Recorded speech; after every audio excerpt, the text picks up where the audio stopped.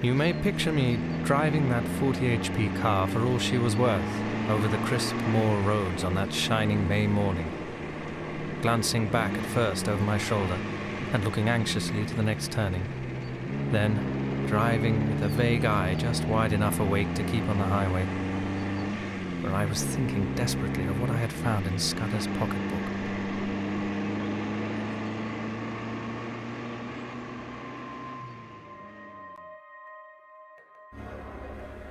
The whole story was in the notes, with gaps, you understand, which he would have filled up from his memory. He stuck down his authorities too, and had an odd trick of giving them all a numerical value and then striking a balance, which stood for the reliability of each stage in the yarn. This war was going to come as a mighty surprise to Britain. Carolides' death would set the Balkans by the ears, and then Vienna would chip in with an ultimatum. Russia wouldn't like that, and there would be high words, but Berlin would play the peacemaker and pour oil on the waters, till suddenly she would find a good cause for a quarrel, pick it up, and in 5 hours let fly at us. That was the idea, and a pretty good one too.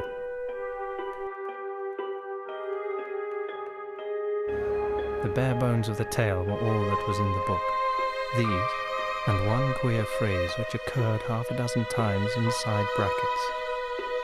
39 steps was the phrase. And at its last time of use it ran, 39 steps, I counted them. High tide, 10:17 p.m. I could make nothing of that.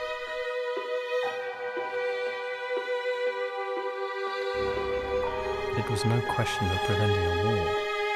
That was coming, as sure as Christmas. Had been arranged, said Scudder, ever since February 1912.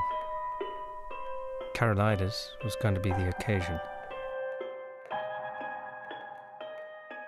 In spite of all the nonsense talked in Parliament, there was a real working alliance between France and Britain, and the two general staffs met every now and then and made plans for joint action in case of war.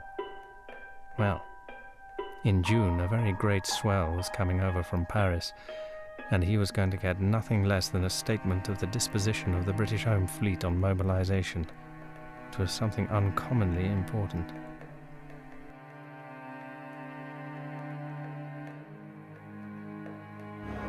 The 15th day of June was going to be a day of destiny, a bigger destiny than the killing of a Dago. It was so big that I didn't blame Scudder for keeping me out of the game and wanting to play a lone hand. That, I was pretty clear, was his intention.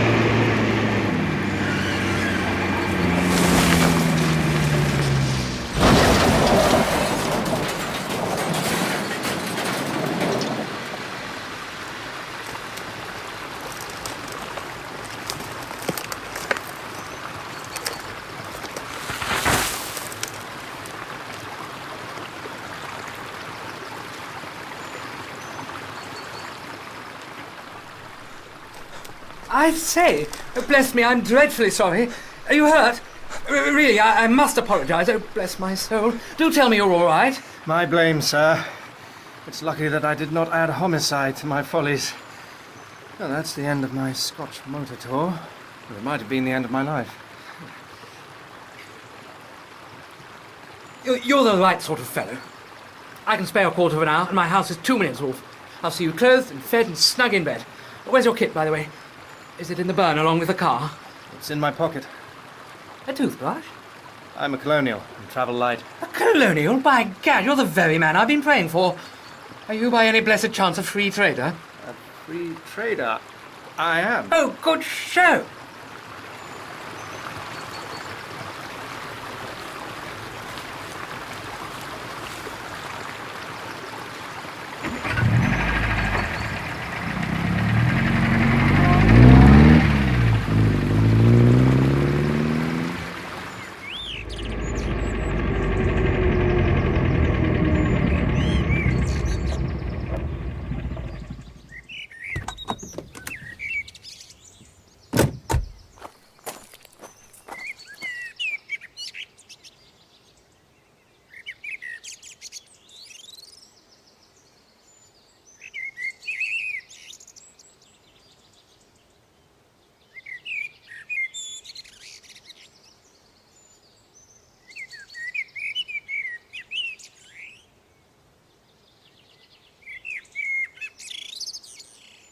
Thank you.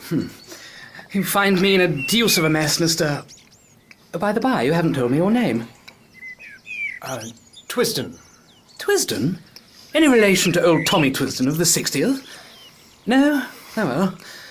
Well, you see, I'm the Liberal candidate for this part of the world, and I had a meeting on tonight at Brattleburn, and that's my chief town, in an infernal Tory stronghold. I'd got the colonial ex-premier fellow, Crumpleton, coming to speak for me tonight, and had the thing tremendously billed, and the whole place ground-baited. This afternoon, I had a wire from the ruffian saying he'd got influenza at Blackpool, and here I am, left to do the whole thing myself. I had meant to speak for 10 minutes, and now must go on for 40. And though I've been racking my brains for 3 hours to think of something, I simply cannot last the course.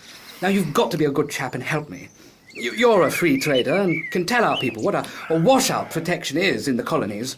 All you fellows have the gift of the gab. I wish to heaven I had it. I'll be forevermore in your debt.